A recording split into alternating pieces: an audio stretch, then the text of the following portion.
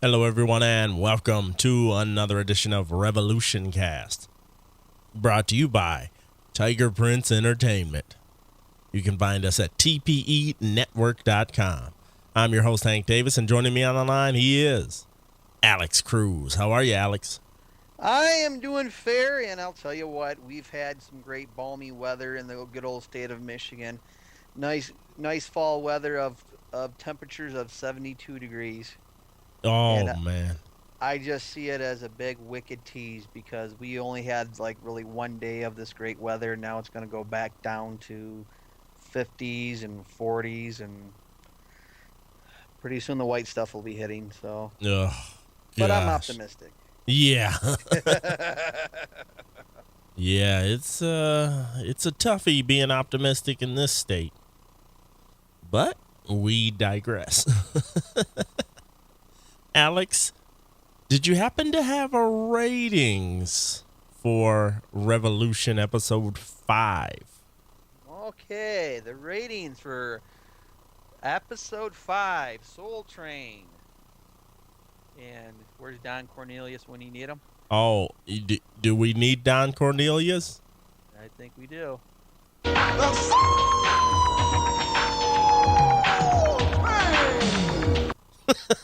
All right.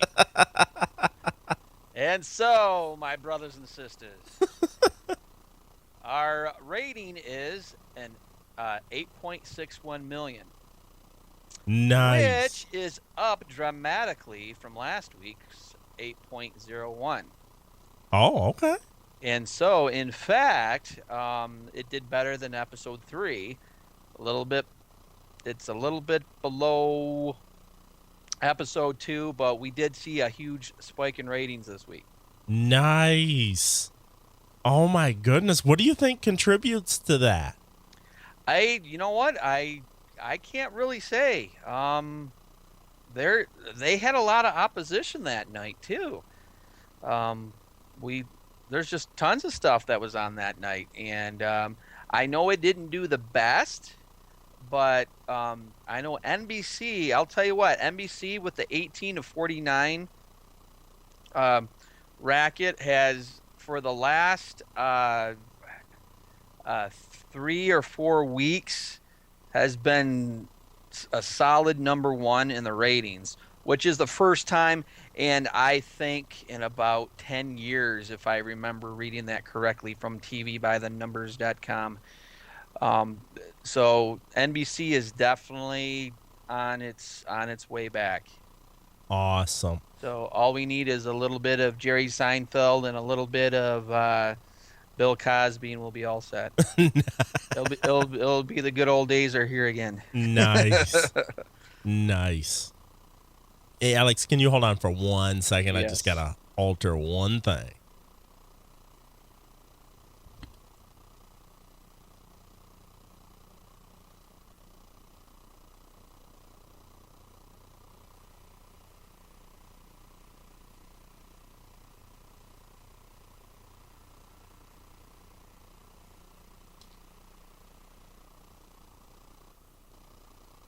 Now let's try that.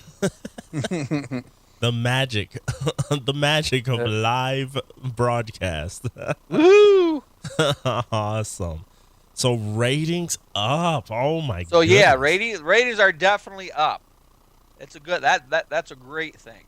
Yeah, we needed So this. that's saying there's some interest, definitely some interest going on to the show, which is a good thing. And Soul Train, that episode was definitely in my opinion, one of the top episodes.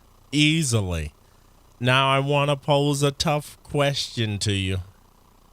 Now, do you think that Revolution has found one of its favorite characters when we have to talk about this episode? Was pretty heavily influenced by the captain.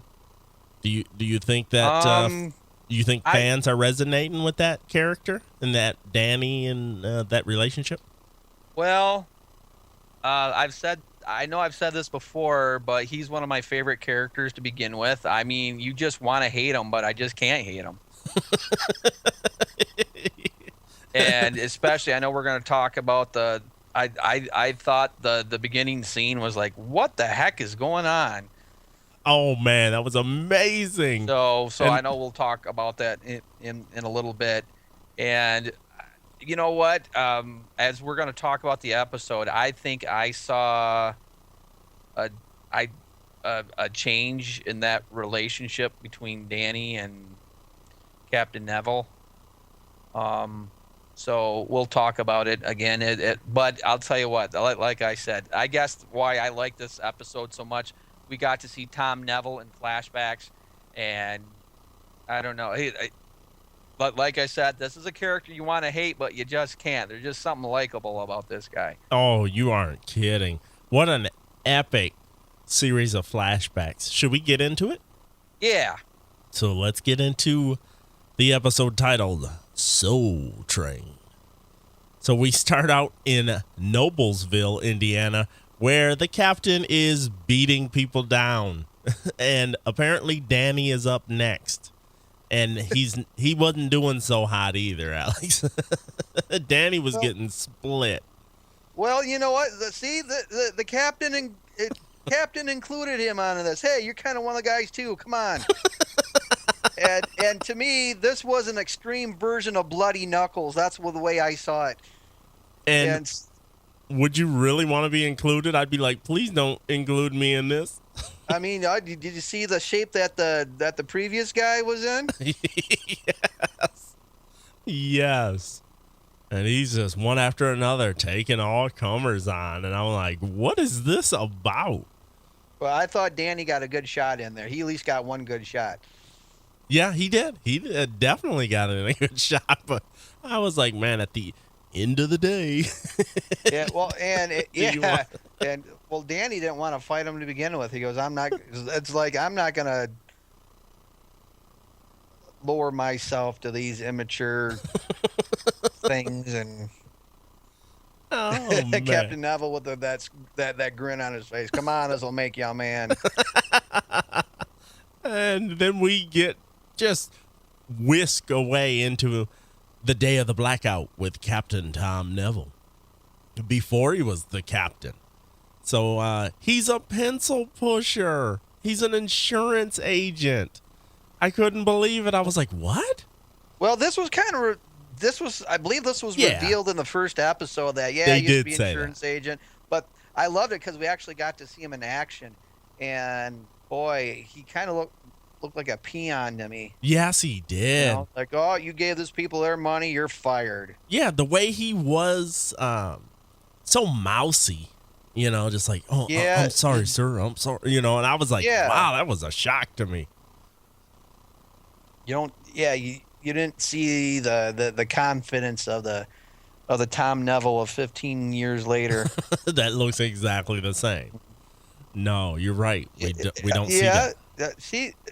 We have to realize that in this universe of Revolution, people don't age, except if you're a little kid. Then of course you age. Yeah, you're right. That's the only people that age. I need to go to that world. That's what I need to do.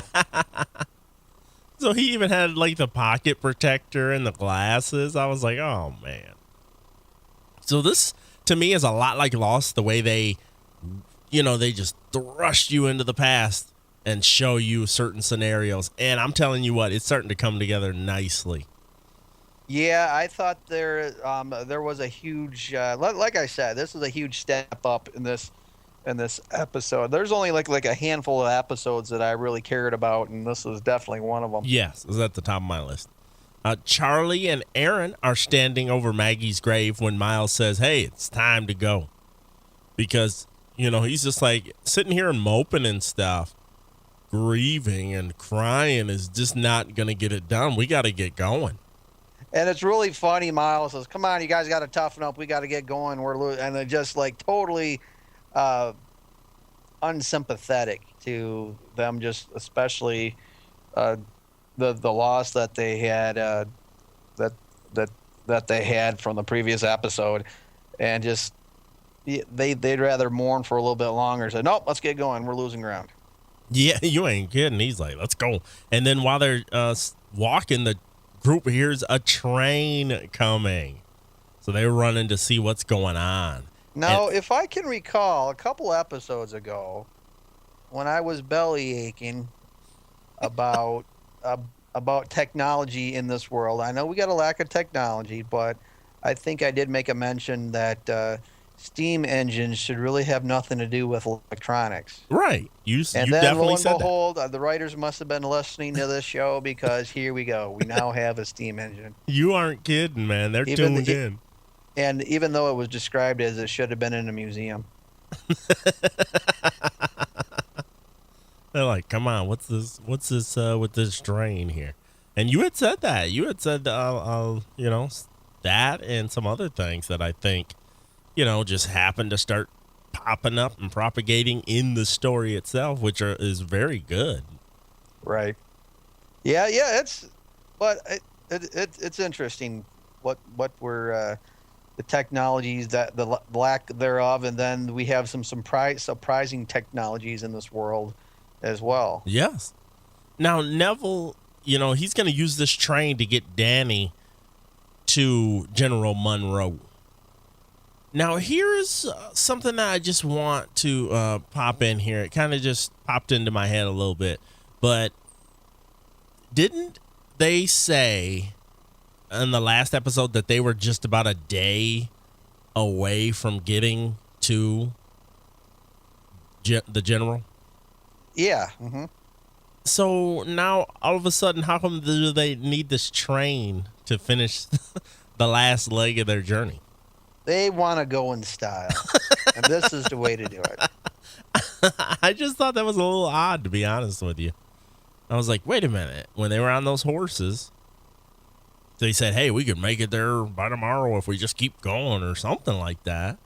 And then now they're like, wait a minute, let's stop over in this whole different town and get on a train. So I just thought that was a little strange. Yeah. It seemed like see, somehow, again, we're looking at this kind of holes in the continuity of the series. And I think you hit it on the head with that particular one. But somehow they had to incorporate the train into this episode, and that's how they did it. Yeah, they're like, set piece, the big train. We need to use it. Hurry up. So that's fine. We'll let them slide with this. So Sebastian and Rachel have an exchange where she says she will tell him everything. But Sebastian kind of isn't buying it because I think he's heard this song and dance before. And, he's just waiting for Danny to get there so he can twist the screws on Rachel. And then she'll sing like a bird. Yeah, because we know, all the tough talk aside, we know she's going to just break down when this goes down. Charlie strolls into town and no one notices, Alex. I was like, none of those, soldiers remember like fighting against her or, because it seems like they had soldiers from that group that had all the slaves and the rifle and stuff. Wouldn't there be some of those guys there too and stuff? I would say so. And I think Charlie's kind of unique because she's just this gorgeous blonde girl with big old hooters and doesn't wear a bra. And you know what? Being a red-blooded American male, well, I guess we can't say American on this show anymore, can we? But anyway, those guys will like, hey, we recognize her from so-and-so. Yeah. From the town we shot that old guy at. and we stole Danny, but yeah, you would think that one person would have been like, oh yeah, I do recognize her a little bit or something. And you know what? At first, she even had the old captain fooled as well, but I know that's coming up. Yeah. So she has all the information about the train. I was like, oh, so it's just that easy to get information on the top secret train there. Oh, Miles tells her. It's so hush hush, even though everybody in town. Steam whistles everywhere. Yeah, and everybody in town is talking about. Miles says that no weapons when they head into town, and I was like, uh-oh, this could be bad. And then Is it me, or did he call Nate Nipples? He did call Nate Nipples. And when he left Aaron to guard Nate, I thought to myself, why? Why on earth would you do that? I mean, that's just like, you should just leave the door open, and that's what I was thinking. Just leave the door open. Might as well. Make it a little easier. The captain and Danny have another conversation, this time without their knuckles. Danny tells the captain to shut up. He's sick of him. He's sick of those stories and all that. Oh, yeah. No, I love this scene. That was He's just defiant as all get out. And he's like, you know what? I'm not putting up with you anymore. Yeah. And you can tell this was really getting to him, too, as he was saying this. And the captain says, I wouldn't say that if I were you. And Danny was like, hey, what are you going to do? He was like, you can't talk to me like that. I'll tell the general. Oh, back to another flashback of the blackout. This is when he's coming home. Tom's coming home, and he asks the neighbor if he could turn down the music, but does not get anywhere. So he's like, hey, could you turn it down? It kind of keeps my son from sleeping. And and you know what? You kind of hear that little voice saying, can you please turn it down? Yes. I kind of go through the same situation with my neighbors, except for I'm not that kind of version. I'm the second version of Captain Tom Neville, where I hang them up by their arms and use them as a heavy bag. And speaking of heavy bag, we see the captain. He is like, do I got some time before dinner? He asks his wife. And he gets down there, and he is rocking that heavy bag pretty good. I was very proud of him. Yes, he is. Now, his son, Jason, is watching him, and then he gets his own Muhammad Ali lesson.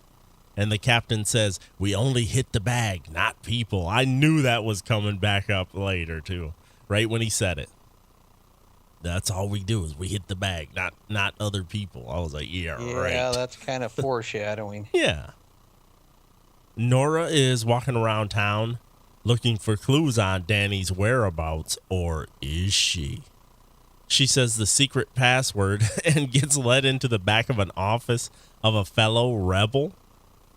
And you can correct me if I'm wrong, but did she say, I'm looking for a biography of Joe Biden?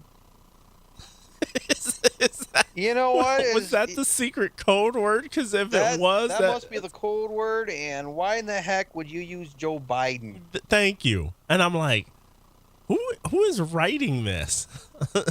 Evidently, it must be a Democrat. The left is writing revolution. I was like, oh my goodness. I mean, it would fit more with Mormons. No, I'm just kidding. Jokes, people, jokes. But her and this new guy are going to blow up the train. You want to blow up a train? Yeah, let's do it. Hey, and this is another little nitpicky part that I've got a little testy about. Oh, prove it. And then she just flashes a tattoo, and then you where's yours? Prove yours. And he opens up a drawer, and he's got an American flag. I mean, that's it. That's the vetting process of a rebel. And evidently it is. So good old Jeff Fahey. Okay.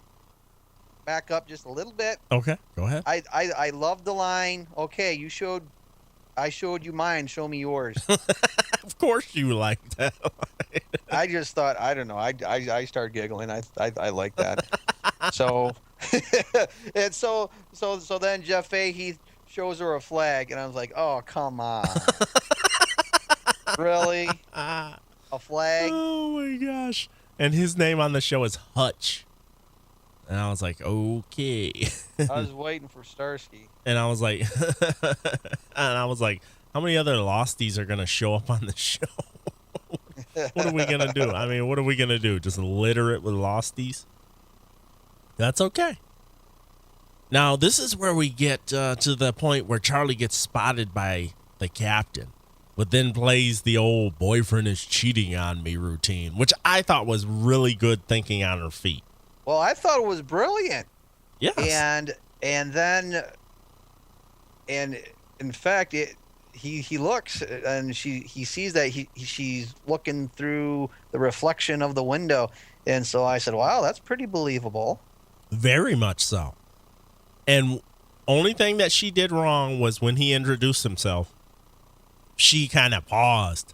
She hesitated. Yeah. And I like, oh, good. You just gave yourself away right there. Yeah, that's what I thought, too.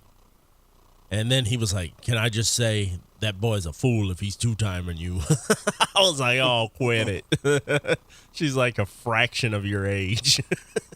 That's enough of that. Exactly. But he hasn't seen his wife in a year, so everybody's looking great. Yeah, see, nobody ages. And then she makes another mistake, in my opinion, when she follows right behind him. Now, some of the major characters, I know Miles did this. Charlie did this. And then what is it, Nathan? Yeah. Well, yeah. He did something stupid too. There's like all these major characters making mistakes. It's almost as if they were everyone was thinking of our old buddy from Stupid Mike. It's from like Falling Skies. There were a lot of Stupid Mike moments, so I'm not going to pick one specific one. I had 3 major ones. You're right. This was a major boo-boo. Yeah, because it's a little too pressing. You know, I understand you're in a hurry. I understand you want to get your brother back. But goodness gracious, let the dude walk 50 steps first. Exactly. Why would you follow him? I mean, just immediately like that. I'd just keep my recon going. Because she's thinking he's going to lead her back to Danny, which in my mind, I'd be thinking, man, that place is going to be fortified. Let me go get Miles and Nora and stuff. You know, let's come up with a plan. You know? Another thing, too, we're talking about stupid things that the characters done. Captain Neville, wouldn't he have recognized her? She didn't arrive on the scene until the chaos was over. That's right. So I guess Alex Cruz had his own Stupid Mike moment. No, I wouldn't say that, but I would think. But you're absolutely right. I would think that some soldier who has encountered her from that point on would be in that town. That's what I would think. Yeah, exactly. I mean, her and Miles, how many, and the whole fellowship there, how many have they encountered together? And them two of them to go in there and not even be recognized. And Nora as well. Well, Nora, she's a rebel. Nora though was sneaky about it. Yeah, she just blows stuff up. She just likes to blow stuff up a little bit. So I was like, oh man, whatever. But the captain obviously catches her. Hey, who are you really? You know, why are you following me? And then Miles shows up, and I was like, it's on now. We're going to get it. But instead of being a whole lot of fighting, it was more talking, which worked for this scene. But I was just hoping they were going to do more. In the preview, they kind of made it seem like they were going to duke it out more. Well, I think that's what we were waiting for. It's it's almost like this huge lightsaber battle, and we were only teased. Definitely were teased, and I was mad about that, but I didn't necessarily disagree with it either. And then I love how Miles always just seems to get away, doesn't he? Like, here comes the captain's militia guys show up, and Miles is like, all right, I'm out of here, and he just takes off. Well, this was the scene, though, that to me, this revealed the kind of surprise at the end. I wasn't surprised at the end. Are you serious? I was not, because Alex. right then and there, he started talking about Miles, that how they wanted to exchange. Yeah, you have my nephew. I'll exchange him for the guy we got. Oh And, my. and so then Miles began describing the guy that they have, and then I could tell in his eyes, the actor did such a wonderful job with this. He had a reaction in his eyes that gave it away, like, "Oh, that's my son. You got my son." I am just at a loss of words. I had no idea. I honestly was very shocked at the end of the episode. Okay, I'll tell you what. If you rewatch it, just rewatch that one little scene between Miles and Neville. And if you look at his eyes when Miles revealed that they have one of their guys, and he described him, Neville knew that who he had. Yeah. And you could tell in his eyes the facial expression he had in his eyes when he said, "Oh, he means nothing to me." His eyes said, "Oh, that's somebody very important to me." Because, my girlfriend, I've got her watching the show, and she actually is getting into it. She's as critical as you are on certain things, but she's actually getting to the point where she wants to catch every episode. And so we'll rewatch it, and I have to look at that part, and I have to see if she catches it. And only for this one little, just this one little part. Okay. Just look at Neville's eyes, and that to me revealed the ending. Because I was in the dark, and I don't know, maybe I'm just like becoming brain dead or something, but I honestly was in the dark on this. I loved the reveal, the way they revealed it. Now, Aaron has the pendant out. Here's another nitpicky portion for me. And then he knocks it off the table and into the cell with Nate. But Nate gives it back to him without trying to smash him. And that's another thing that fell down for me in a nitpicky way. Because why on earth? People have died for this pendant. Why on earth? Can you explain to me that he would have this thing out? He's not going to tell Charlie. He's not telling Miles, nor no one. But he has this thing just sitting out. You want to tell me that in front of a prisoner of the militia? No way. I don't buy that for a second. Well, this was the second part when one of the major characters did something stupid. So I know I said Nate earlier. I meant Aaron. Oh, okay. Aaron just... Well, Nate does too, but yeah, Nate does too. But Aaron just flops all that stuff over, allowing Nate to get at it. I mean, he shouldn't even had it out. No. Why are you looking at this stupid thing? And you notice he had what's her name's iPod? Yes. And what happened if something would have fired up when he had that stuff out? That's what I was waiting for. I would have been mortified. Because that would have been... So that would have given it away, too. Yes. And you'd have had to kill him then. Exactly. So somebody's coming, and Aaron is terrified. And this is why I said, you got the wrong dude guarding somebody. But it's Nora and Hutch. Turner and Hooch. Yeah, he's like pissing his pants. I said, dude, chill. You're like, chill, dude. Nora tells Aaron that she's going to blow up the train. Let's blow that train. And Aaron is a little worried about Danny, being on the train with it blowing up and all. Nora's like, I'm sorry, I'm going through with my plan. And conveniently enough, she just happens to be there when Miles and Charlie aren't there. Yeah, it's like the Michael and Janet Jackson syndrome. They were never at the same place together, which kind of made people wonder. Nice. Is that really the same person? Nice analogy. I love that. Miles gives Charlie a lecture about messing up the mission by following the captain, and Charlie says she remembers Miles from when she was a kid. Now, all right, I'm a nitpick again. I'll apologize in advance, folks, but I have to find some things to gripe about. She said he had a tape deck in his car, Alex. Now, yeah, I think it was 8-track. She wouldn't have been old enough. Well, I'll tell you what. I You kind of wonder nowadays. Because Yeah, I know. If he had an old classic car, you think would he have just had any left a type tape of- deck in it?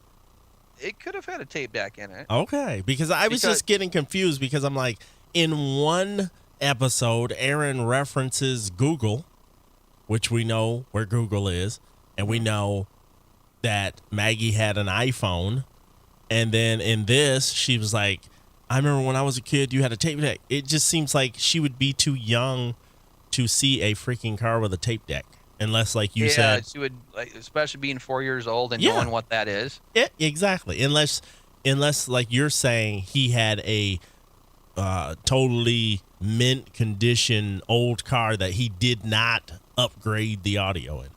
Right. I And, just thought it was you know weird. what? I think if you're younger than 20 years old, you probably may not know what a tape deck is. No, you wouldn't. I mean, you really wouldn't be in, you wouldn't really, like have seen that.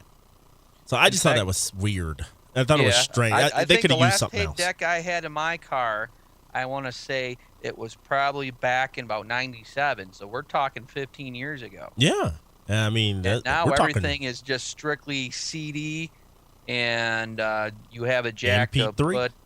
put an MP3 player in there, and We're talking pre-outage with so your statement. exactly. But I think didn't he have a classic car though? I think he And- did. Now that I think about it, I'm gonna watch that first episode over. Yeah, I'll watch that I'm over. pretty sure he had a classic car, and some of the car shows I go to, these guys, they have to have everything vintage, and Ugh. even so much as to have older sound systems like tape decks, even though they still sound good. Okay, I will. I'll let it go then. So, But I or think maybe I think it's more plausible that that he had one, okay. and I could go over. I mean, if I need to be writing this stupid series, like, plot holes. But anyway, like I said, he probably just had it on there. Just maybe he likes the sound of the hissing of the tapes. I don't know. Now Miles, I guess the point of this was Miles says that guy that she remembers is dead, which kind of is a kick to her gut. But oh well, he kicked me right in the guts. The captain is moving Danny, and Danny takes this opportunity to make a smart comment. You look nervous. Oh, Well, see, I love I this. kind of like this episode with Danny because it's like the roles have now reversed. Yeah. And he's getting into his and the Neville's head big time, and I love it. And so that prompts another Danny-induced flashback for the captain. So during the initial power outage, the neighbor, Rob, is robbing Neville's house and beating him up in front of his little son. And then Neville gets the upper hand and he smashes Rob's face in. He smashed him, dude. And see, I just took for granted that the guy didn't survive that experience. and I think this was the true birth of Captain Neville, was this one scene. I totally agree. And I noticed the look on his face when Danny said, "You look nervous."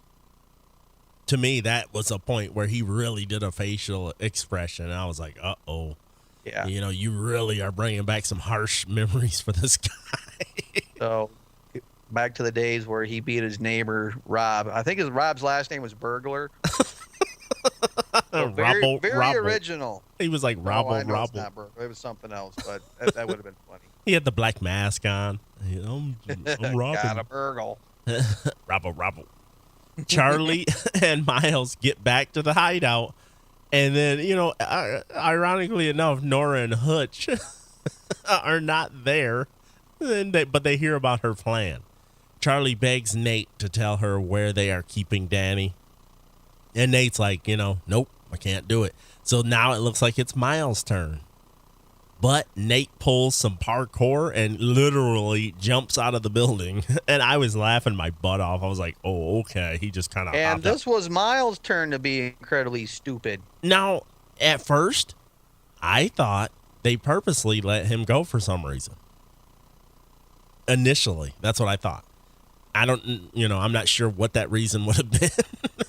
But right. I thought he make him escape so Miles can go after him and just mess him up a little bit. But no, he escaped. Yeah. And I thought so we started out with Charlie being stupid, then it was Aaron being stupid, and now another major character of the Fellowship was being stupid by letting your prisoner go. Yeah, that was really lame. And then we're taken to Independence Hall, where Sebastian is getting an update on their militia's efforts. And Sebastian is nuts. I mean, he's talking about, slaughtering people to make them do what he wants them to do and all this stuff. And I'm like, you know what, buddy? You're a little bit of a whack job. Now, I thought this was a really cool scene because it actually revealed to us what the former United States now looks like. We have the Monroe faction there, which includes the Midwest and the Northeast, and then we have the Georgia territory, which is all of the South, and then we have what do they call it? The Great Plains territory. Mm-hmm. And to me, I thought, oh, that must be Indian territory. That's exactly what I thought when they said that. Nice. We're into the Dakota territory. Oh, great. Nice. So Nora is building a bomb that goes into a log that she'll stash on the train. And presto, just like that, the log is literally on the train. It was that easy. It was like Wasn't that amazing? One scene she's making this bomb, and it was actually kind of a cool little idea. And then presto, you can just walk. Evidently, if you have the right outfit on, you can just walk onto an enemy train, put a log on there. It's kind of like for good luck. Here's another log. Yeah, there's absolutely no security on the train. Yeah, there's nobody watching over the most important part of the train, where right where the logs are going to go into. Now, to me, this was Nora's stupid moment right here, because if you actually look at the log, you can tell something is not quite right with this log. Hey, there's something fishy with this log. You got the hollowed out area, and you think you would have covered it with a like-colored cap to cover it so it won't be noticeable. No, they had to get a darker color. Yeah, it was so you can tell that this is the log. Trust me, you'll know it when you see it. How will I know the log? Trust me, you'll just know. It's got a cork in it. So that was kind of one of my other nitpicky little moments. Now to me, you know what? If I don't, but of course later on, it doesn't get noticed by the militia at all either. No, because maybe Guy. The militia is just stupid, and Nora's not as stupid as I thought she was. Because if you look at the credits, it's like Guy putting log on fire. So when you get a credit line like that, just you're not going to be that smart. I know when I go to try out for various performances, that would be the top thing I put on. Number one role was Guy, who put log in fire. I had to study and do research for months and months for this one role. Just how exactly does he position his hands? Oh my gosh. Miles and Charlie head to the bank vault, but it's too late. Oh, they should have known that's where it was going to be, because Danny's already on the train. And bam, the train is taking off way ahead of schedule. Day ahead of schedule. They were like, what time was that train supposed to leave? Tomorrow. Uh-oh. I was like, oh my goodness. And here's more stupidity from Nora, because now she's all of a sudden having a change of heart. But, yeah, it's like, oh, we can't do this. We can't do this. And so apparently Hutch's wife got blown up in another job they did or something. Hutch probably did it. Yeah, exactly. And so now he's like, oh no, you're not going to stop this. You're not going to stop this situation. And he stabs Nora. And I'm like, okay. I mean, you could have just held her there until the train got away, right? But instead, you're going to stab her on the steps and bring attention to your whole situation. I thought that was weird. And then I'm like, have you ever seen somebody get stabbed in real life? Because I have, and they don't just slump down and not make any noise. Well, it's incredibly painful, and you're... Not that I know of from experience, which I hope I never will. No, please don't. but it's... Yeah, I know it's not pleasant. I was just like, oh, okay, that's how it goes on TV. I'm sorry. Living in Flint, Michigan has kind of jaded me. not even a whimper. Nothing. Just, oh, man, he got me. Like, now, that scene itself, you knew somebody got stabbed. Yeah. But you didn't know who at first. I knew it was her. I knew it was her immediately. Because I knew he didn't want her. I knew it was her. But I'm like, did she stab him? That question was still in my head, and then you could tell by her eyes, like, oh, she was getting weaker, and it's like, oh, he got her. He stabbed her.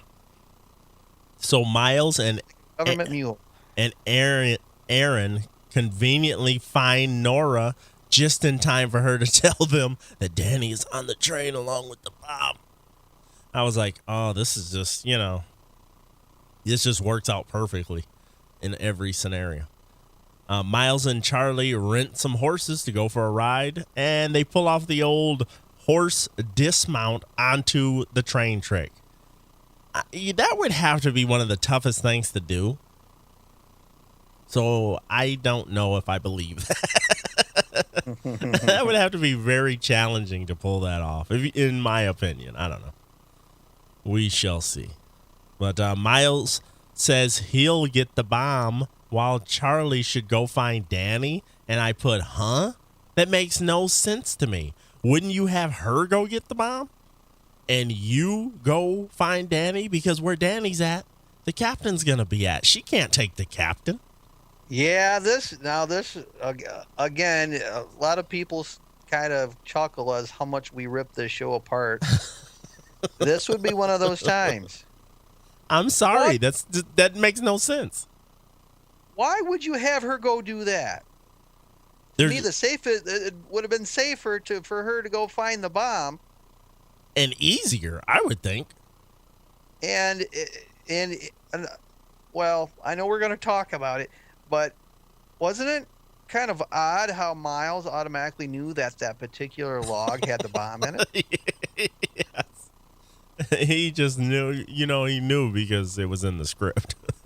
It is a log with cork-like cap on it. He's like, oh, okay, this one.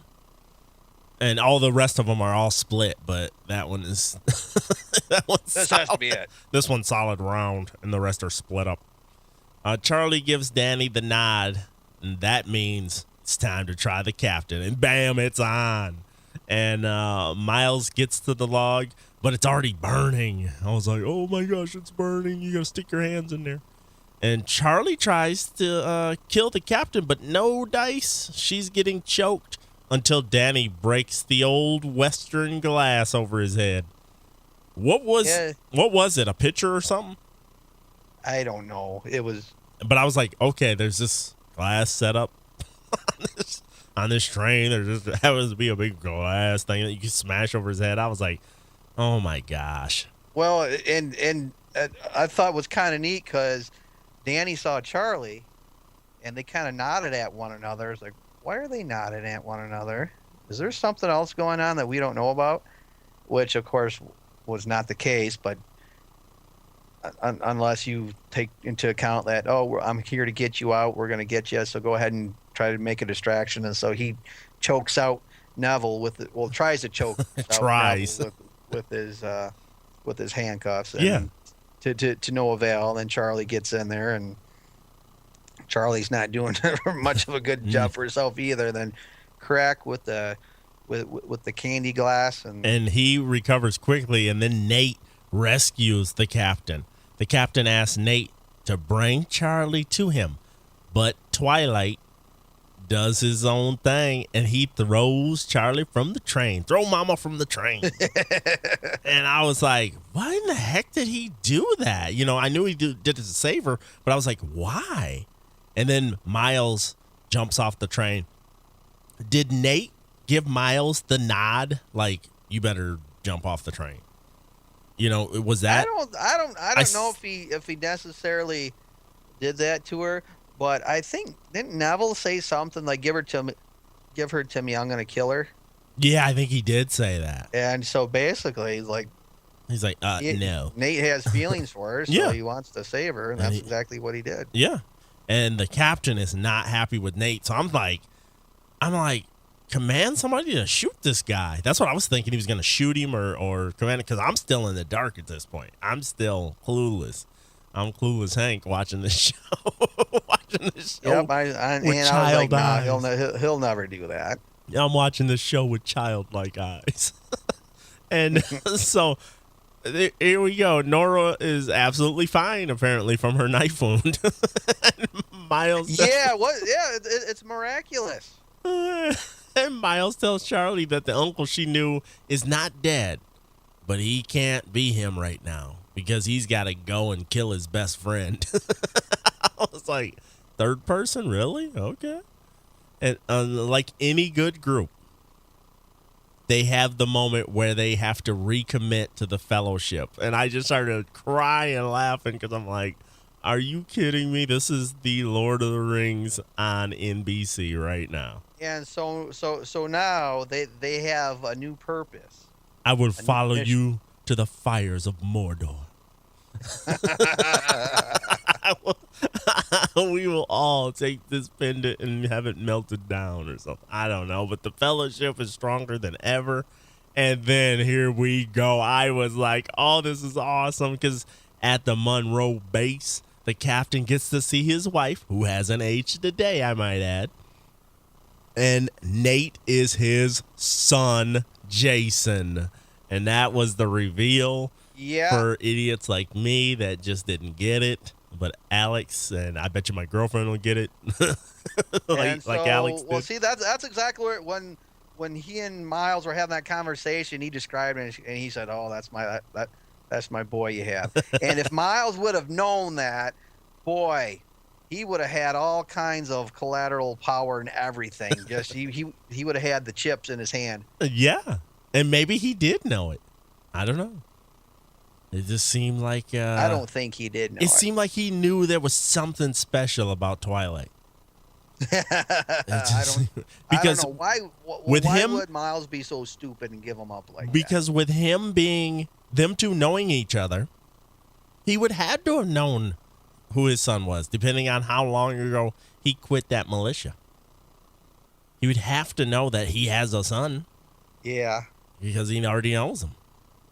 I don't know. We'll find out more, I bet you. That's a good point. I really like Charlie, though, at the end of the episode, because Charlie, all of a sudden, it's like her and Uncle Miles all of a sudden had role reversal. She was more like, oh, come on, we can't sit still. We got to be tough. Let's go to Philadelphia. And Miles said, what are we going to do there?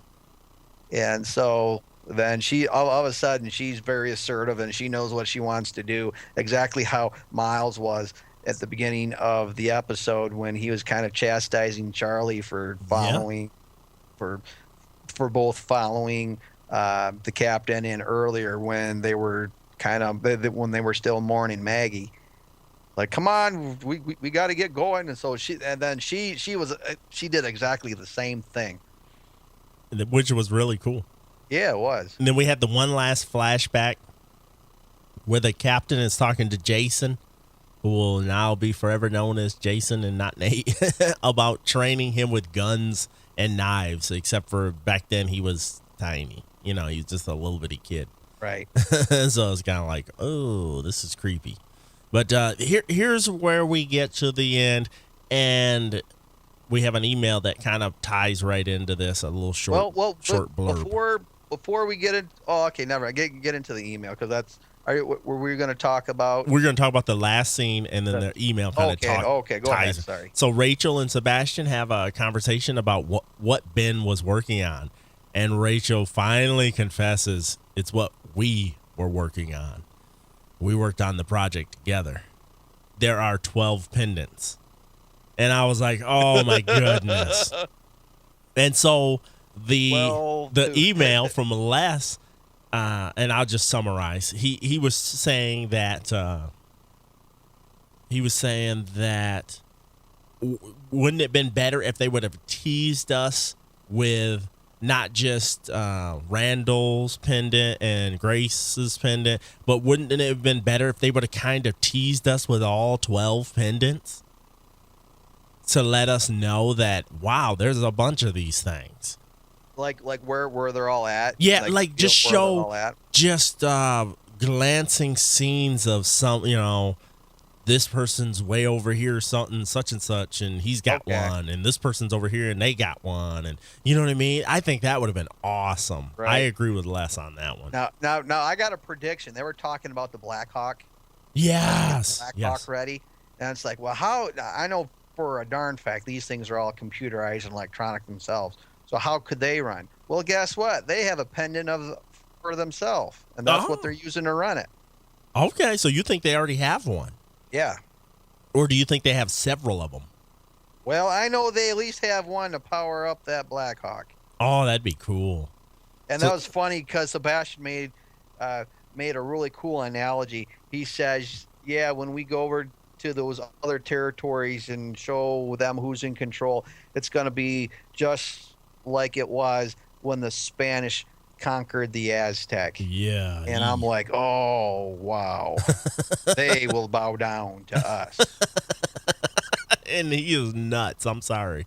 He's a little bit off his rocker right now. And we found out, too, that no episode next week. They're 2 weeks away from an episode. So I guess we're on a hiatus for until that next time. Awesome. I like that idea.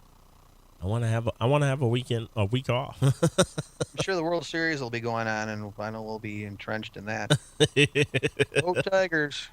I hope I didn't jinx them. You just did. No. But Alex, it's time for us to give our ratings. I know I poked a lot of holes in things, but to me, this is my absolute favorite episode of Revolution so far. I am going to go crazy. I'm giving this one a 9 out of 10. I loved it. I love this episode.